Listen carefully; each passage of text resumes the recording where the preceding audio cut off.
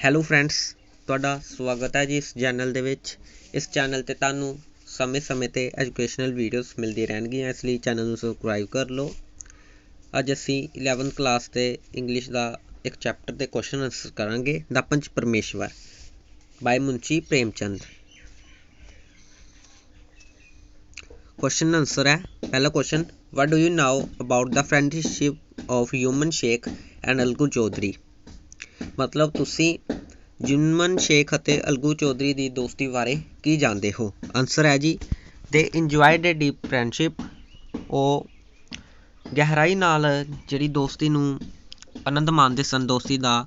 ਦੇ cultivate the lands jointly and trust each other deeply. ਇੱਕ ਦੂਜੇ 'ਤੇ ਬੜਾ ਗਹਿਰਾ ਵਿਸ਼ਵਾਸ ਕਰਦੇ ਸੀ। Question number 2, what was the problem of Jumman Shaikh's old aunt. Jumman Shaikh ਦੀ ਜਿਹੜੀ ਬਜ਼ੁਰਗ ਜਿਹੜੀ ਆਂਟੀ ਸੀ, ਉਹਨਾਂ ਦੀ ਕੀ ਸਥਿਤੀ ਸੀ। Answer, Jumman Shaikh aunt decided not to live with the family because they ill treated ਹਰ। ਯੂਮਨ ਸ਼ੇਖ ਜਿਹੜੇ ਆਂਟ ਸੀ, ਉਹਨਾਂ ਨੇ ਉਹਨਾਂ ਨਾਲ ਨਾ ਰਹਿਣ ਦੀ ਸੋਚੀ ਕਿਉਂਕਿ ਉਹ ਉਹਨਾਂ ਨਾਲ ਬੁਰਾ ਵਰਤਾਵ ਕਰਦੇ ਸੀ।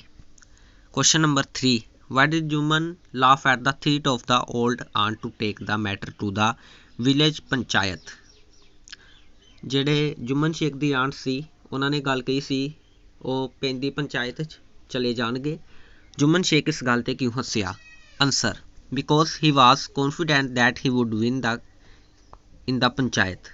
ਕਿਉਂਕਿ ਯੂਮਨ ਸ਼ੇਖ ਜਿਹੜਾ ਸੀ, ਉਸ ਨੂੰ ਆਪਣੇ ਆਪ 'ਤੇ ਵਿਸ਼ਵਾਸ ਸੀ ਕਿ ਉਹ ਪੰਚਾਇਤ ਵਿੱਚ ਜਿੱਤ ਜਾਵੇਗਾ। Question number 4, how did the villagers react when Jumman's old aunt contact them about the meeting of panchayat. Villagers ਨੇ ਕਿਸ ਤਰ੍ਹਾਂ ਰਿਐਕਟ ਕੀਤਾ ਜਦੋਂ ਯੂਮਨ ਸ਼ੇਖ ਦੀ ਓਲਡ ਆਂਟ ਜਿਹੜੀ ਹੈ ਪੰਚਾਇਤ ਵਿੱਚ ਚਲੇ ਜਾਂਦੇ ਨੇ। Answer, the villagers try to console her even Algu refuse to speak against his friend. ਜਿਹੜੇ ਵਿਲੇਜਰਸ ਸੀ, ਉਹ ਜਿਹੜੇ ਉਹਨਾਂ ਨੂੰ ਸਮਝਾਉਣ ਦੀ ਕੋਸ਼ਿਸ਼ ਕੀਤੀ।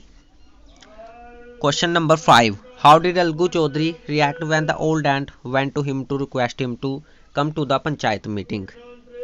ਜਿਹੜਾ ਅਲਗੂ ਚੌਧਰੀ ਸੀ, ਉਹਦਾ ਜਿਹੜਾ ਵਰਤਾਵ ਕੀ ਸੀ ਜਦੋਂ ਯੂਮਨ ਸ਼ੇਖ ਦੀ ਜਿਹੜੀ ਆਂਟ ਸੀ, ਉਹਨਾਂ ਨੇ ਉਸਨੂੰ ਪੰਚਾਇਤ ਵਿੱਚ ਆ ਕੇ ਆਪਣੇ ਜਿਹੜਾ ਬਿਆਨ ਦੇਣ ਬਾਰੇ ਪੁੱਛਿਆ। Answer, Algu told that he would attend the panchayat meeting but wouldn't open his mouth. Algu Chaudhary ਨੇ ਕਿਹਾ ਕਿ ਉਹ ਪੰਚਾਇਤ ਜਾਏਗਾ ਪਰ ਆਪਣਾ ਮੂੰਹ ਨਹੀਂ ਖੋਲੇਗਾ। Question number 6, how did Jumman old aunt present her case. Jumman ਦੀ ਜਿਹੜੀ ਆਂਟ ਸੀ, ਉਹਨਾਂ ਨੇ ਆਪਣਾ ਕੇਸ ਕਿਸ ਤਰ੍ਹਾਂ ਪੇਸ਼ ਕੀਤਾ। Answer, she said that Jumman got her property transferred in his own name but then he and his wife started ill treating her. ਉਹਨਾਂ ਨੇ ਵਚਨ ਦਿੱਤਾ ਕਿ ਯੂਮਨ ਜਿਹੜੇ ਆ ਉਹਨਾਂ ਦਾ ਪੂਰੀ ਦੇਖਭਾਲ ਨਹੀਂ ਕਰਦੇ, ਉਹਨਾਂ ਨੂੰ ਜਿਹੜੇ ਇਲ ਟ੍ਰੀਟਡ ਕਰਦੇ ਆ, ਮਤਲਬ ਬੁਰਾ ਵਰਤਾਵ ਕਰਦੇ ਆ। Question number 7, whom did Yuman's old aunt nominate as the head punch? Answer, Yuman's aunt nominated Alku Chaudhary as a head punch. Question number 8, how did Yuman Sheikh become the enemy of his friend Algu Chaudhary? Yuman Sheikh ਆਪਣੇ ਮਿੱਤਰ ਅਲਗੂ ਚੌਧਰੀ ਦਾ ਦੁਸ਼ਮਣ ਕਿਸ ਤਰ੍ਹਾਂ ਬਣਿਆ। Answer, because at panchayat meeting Algu Chaudhary gave decision against Yuman। ਕਿਉਂਕਿ panchayat meeting ਵਿੱਚ ਅਲਗੂ ਚੌਧਰੀ ਨੇ ਯੂਮਨ ਸ਼ੇਖ ਦੇ ਅਗੇਂਸਟ ਡਿਸੀਜ਼ਨ ਦਿੱਤਾ ਸੀ। Question number 9, what was the matter of dispute between Algu Chaudhary and Samjhu Sahu. Algu Chaudhary Samjhu Sahu ਵਿਚਕਾਰ ਕੀ ਮਾਮਲਾ ਸੀ। Answer, Samjhu Sahu bought an ox from Algu. Samjhu Sahu ਨੇ ਅਲਗੂ ਕੋਲੋਂ ਇੱਕ ਬੈਲ ਖਰੀਦਿਆ but after something the ox dead. ਪਰ ਕੁਝ ਸਮੇਂ ਬਾਅਦ ਜਿਹੜਾ ਬਲਦ ਸੀ ਉਹ ਮਰ ਗਿਆ। Samjhu refuse to give him the price of ox. ਅਤੇ ਸਮਝੂ ਸਾਹੂ ਨੇ ਅਲਗੂ ਚੌਧਰੀ ਨੂੰ ਕੋਈ ਪੈਸਾ ਨਾ ਦਿੱਤਾ। Question number 10, how did Algu Chaudhary and Jumman Sheikh become friends again.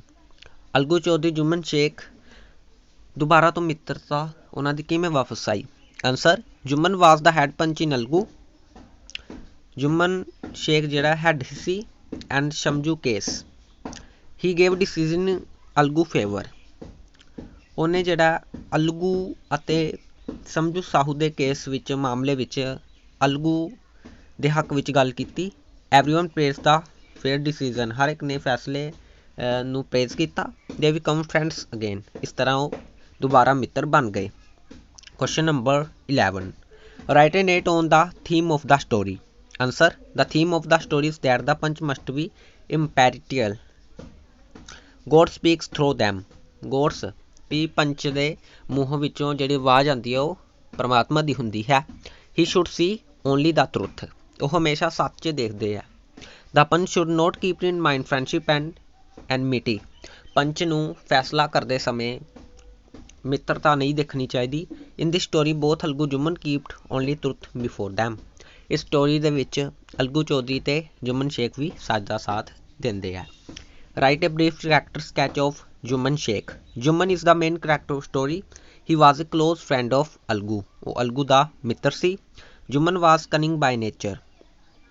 ਜਿਹੜਾ ਨੇਚਰ ਉਹਦਾ ਸੁਭਾਅ ਬਹੁਤ ਵਧੀਆ ਸੀ। He decides him aunt.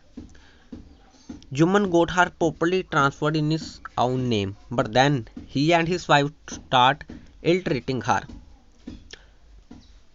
But when Algu decided to engage him, he became his enemy. However, in the end, they became friends again. ਜਿਹੜਾ ਜੁਮਨ ਸ਼ੇਖ ਆ ਆਪਣੀ aunt ਨਾਲ ਬੁਰਾ ਵਰਤਾਵ ਕਰਦਾ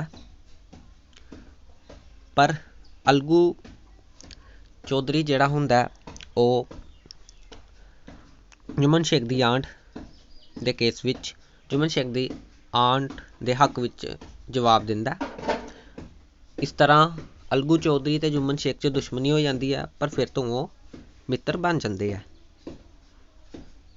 question number 13 write a brief character sketch of Algu Chaudhary. Algu Chaudhary ਦਾ ਚਰਿੱਤਰ ਚਿੱਤਰਨ ਕਰੋ। Answer Algu Chaudhary is one of the main two characters in story. Algu Chaudhary main character ਹੈ। He was a close friend of Jumman ਉਹ ਹਿਊਮਨ ਦਾ ਨੇੜੇ ਦਾ ਮਿੱਤਰ ਸੀ। He is simply at heart ਉਹ ਦਿਲ ਦਾ ਸਾਫ਼ ਸੀ। He is impartial in case of Juman's aunt he gave a fair decision ਉਹ ਜੁਮਨ ਸ਼ੇਖ ਦੀ ਆਂਟ ਦੇ ਫੇਵਰ 'ਚ ਡਿਸੀਜ਼ਨ ਦਿੰਦਾ। then Juman become his enemy ਜੁਮਨ ਉਹਦਾ ਦੁਸ਼ਮਣ ਬਣ ਜਾਂਦਾ। but later in Algu case Juman gave his decision in Algu favor ਪਰ ਜਦੋਂ ਅਲਗੂ ਦਾ ਕੇਸ ਹੁੰਦਾ ਜੁਮਨ ਅਲਗੂ ਦੇ ਹੱਕ ਵਿੱਚ ਫੈਸਲਾ ਸੁਣਾਉਂਦਾ। they became friends again ਉਹ ਦੁਬਾਰਾ ਤੋਂ ਮਿੱਤਰ ਬਣ ਜਾਂਦੇ ਹੈ। Question number 14 bring out the significance of the title of story. Answer the title of story is very significant. Story the title ਹੈ ਬੜਾ significance ਹੈ। it tells us about the ਪੰਚ ਪਰਮੇਸ਼ਵਰ ਸੱਚਾ ਜਿਹੜਾ ਪਰਮੇਸ਼ਵਰ ਹੈ ਪੰਚ ਪਰਮੇਸ਼ਵਰ ਉਹਦੇ ਬਾਰੇ ਸਾਨੂੰ ਜਾਣਕਾਰੀ ਦਿੰਦਾ। it means the punch is like God ਪੰਚ ਜਿਹੜਾ ਗੋਡ ਦੀ ਤਰ੍ਹਾਂ ਪਰਮਾਤਮਾ ਦੀ ਤਰ੍ਹਾਂ ਹੁੰਦਾ। he is impartial ਹੁੰਦਾ। God speaks through them ਪਰਮਾਤਮਾ ਪੰਚ ਦੁਆਰਾ ਬੋਲਦਾ ਹੈ। he should see only the truth ਉਹ ਹਮੇਸ਼ਾ ਸੱਚ ਦੇਖਦਾ ਹੈ। the punch should not keep in mind friendship and enmity ਪੰਚ ਫੈਸਲਾ ਸੁਣਾਉਂਦੇ ਸਮੇਂ ਅਦਾਲਤ ਵਿੱਚ ਕੋਈ ਵੀ ਦੁਸ਼ਮਣੀ ਦੋਸਤੀ ਨਹੀਂ ਦੇਖਦਾ। in this story both Algu and Juman kept only truth before them so the title of story is appropriate ਪ੍ਰਸ਼ੰਸਾਦਾਇਕ ਹੈ ਜਿਹੜਾ title. Thank you and have a nice day.